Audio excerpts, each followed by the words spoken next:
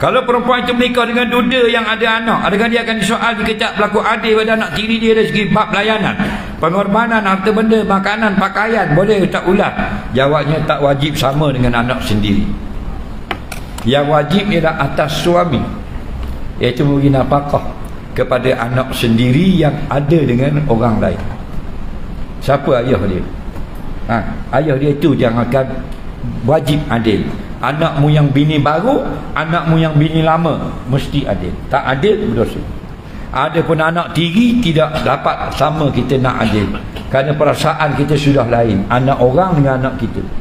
Faham lagi? Yang tak boleh kita menyakiti anak tiri, itu memang haram. Okay? Bak ramai orang salah faham bab ni.